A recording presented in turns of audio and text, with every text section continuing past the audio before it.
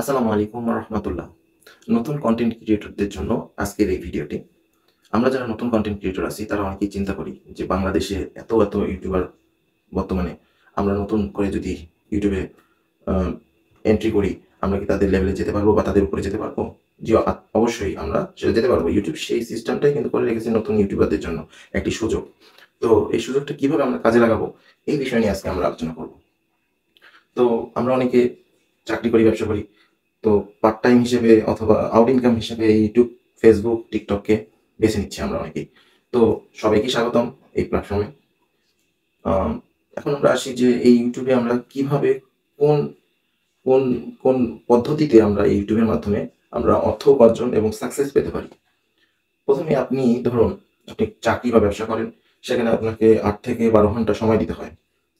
এখন দিনে ২৪ ঘন্টা, ২৪ ঘন্টার মধ্যে ১২ ঘন্টা আপনার কিন্তু ওই কর্মজীবনেই চলে যাচ্ছে।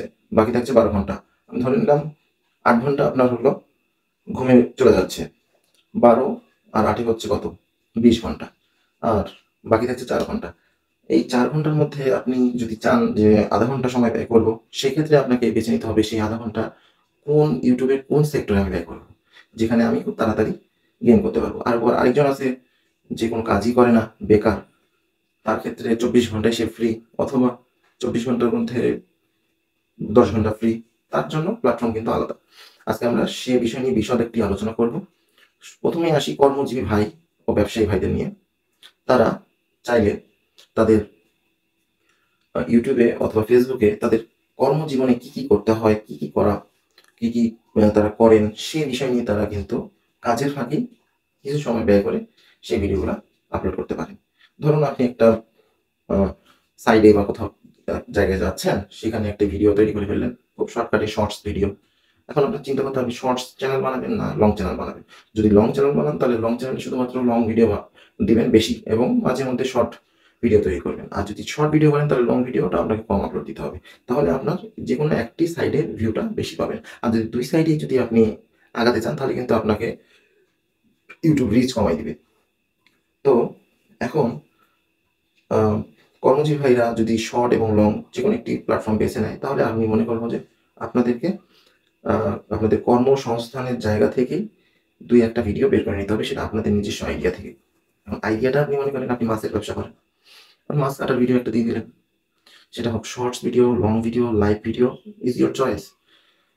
আমি হয়তো বোঝাতে পেরেছি। এবং আরেকটি অবশ্যই মাথায় রাখতে হবে, ফোন মেমোরিতে কিন্তু তেমন কোনো জায়গা থাকে না। ১২৮ জিবি, ২৫৬ জিবি, অথবা আপনার বাসায় ল্যাপটপ থাকতে পারে, ল্যাপটপে স্টোরেজ থাকতে পারে। কিন্তু একটা জিনিস আমি আমার অভিজ্ঞতা থেকে বলছি, একটা ভিডিও করার পরে যদি সেই ভিডিওটা আমি ঐদিন না আপলোড করি, তাহলে কিন্তু ভাই ওই ভিডিওটা আর আপলোডই হয় না।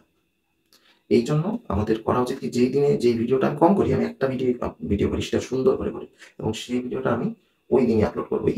যদি এডিট করতে লাগে সেটা এডিট করব। এডিট করে সেই সময় আপলোড দিয়ে দেব। তাহলে কি হবে? দিনের কাজ দিনেই হয়ে যাচ্ছে। আর কোন পেন্ডিং থাকছে না। এখন আসি আমরা যারা বেকার আছি। বেকার যারা আছে তাদের ক্ষেত্রে কি হবে? বেকার যারা আছে তাদের ক্ষেত্রে যদি তিনি চাকরির জন্য পড়াশোনা করেন, তাহলে তিনি চাকরির রিলেটেড কোনো একটা ভিডিও বানাবেন। যদি তিনি কোনো ব্যবসা রিলেটেড চিন্তাভাবনায় থাকেন, তাহলে সেই ব্যবসা নিয়ে পড়াশোনা করবেন এবং সেই ব্যবসা নিয়ে তিনি ভিডিও বানাবেন। যাতে তার সেই লক্ষ্যটাও পূরণ হয় এবং তার এদিক থেকেও কোনো একটা ইনকামের সোর্স আসে।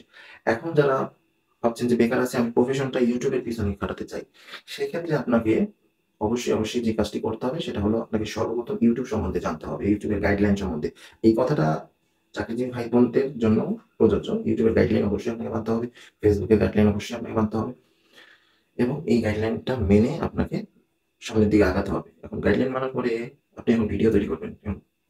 ১ম এ ১০ টা ভিডিও আপলোড করুন। ১০ টা ভিডিও আপলোড করার পরে সেই ভিডিও ১০ টি আপনি এনালাইসিস করুন যে আপনার ওই ভিডিওর মধ্যে কোন ভিডিওটি সবথেকে বেশি মানুষ পছন্দ করছে, সবথেকে মানুষ বেশি সময় ধরে দেখছে, ওয়াচ টাইম বেশি হইছে। হুম। এখন যে ভিডিওটিতে সময় ধরে বেশি মানুষ দেখছে, সেই ভিডিওটি আপনি এনালাইসিস করে ওই টাইপের ভিডিও আরো কয়েকটি বানান। তখন আপনার কি হবে? ওই যে ওই অডিয়েন্সটা কিন্তু আপনার থেকেই গেল এবং ওই অডিয়েন্সটা কিন্তু আবার আপনার ভিডিও দেখবে এবং তার সাথে আরো কয়েকজন অডিয়েন্স যোগ করবে। এখন ধরুন আপনি এই প্রসেসটা আপনার হয় ১ মাসের মধ্যে করতে আপনি মনিটাইজেশন পেয়ে যাবেন, অথবা ১ বছরের মধ্যে মনিটাইজেশন পেয়ে যাবেন। কিন্তু আপনাকে একটা লক্ষ্য নির্ধারণ করে এই মনিটাইজেশনটা আনতে হবে। ধরেন আপনি শর্ট চ্যানেল করে মনিটাইজেশন আনলেন। মনিটাইজেশন আসার পরে এখন লং ভিডিও বানাচ্ছেন, কারণ লং ভিডিওতে ইনকাম বেশি, এই জন্য আপনি লং ভিডিও বানাচ্ছেন, কিন্তু এটা করা যাবে না।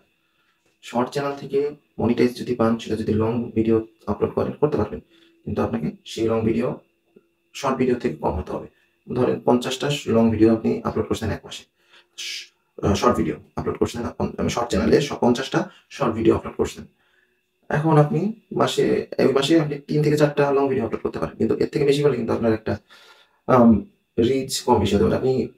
এটা আমি বিভিন্ন ইউটিউব চ্যানেল ঘাটাঘাটি করে দেখছি, যারা এক্সপার্ট, যারা 10 বছর ধরে ইউটিউব চালায়, তাদেরও এরকম দেখছি যে মাসে তাদের 2 থেকে 3টা যারা এই শর্টস চ্যানেলের ইউটিউবার, তারা কিন্তু মাসে একটাও অনেক সময় আপলোড করে না।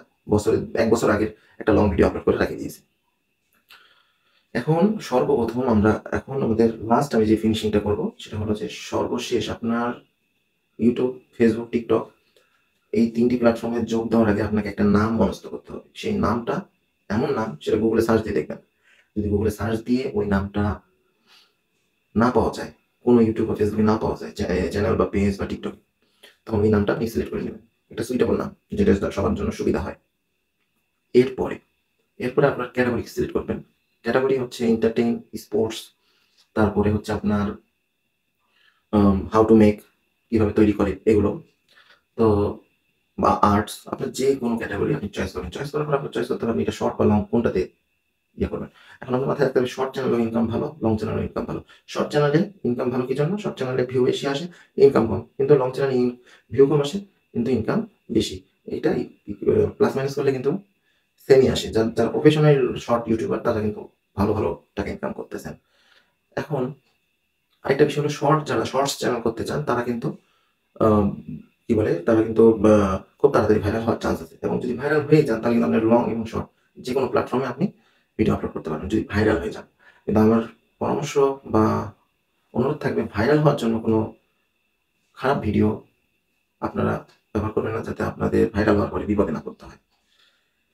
এখন আপনাদেরই চয়েস যে আপনারা ইউটিউব প্ল্যাটফর্মে ঢুকবেন না, অথবা হচ্ছে যদি ঢোকেন ইউটিউব প্ল্যাটফর্ম অথবা ফেসবুক, টিকটক, তাহলে আপনাদেরকে যদি এখানে এন্ট্রি করতে চান, তাহলে আজকে থেকেই আপনাকে ভিডিও আপলোড করতে হবে।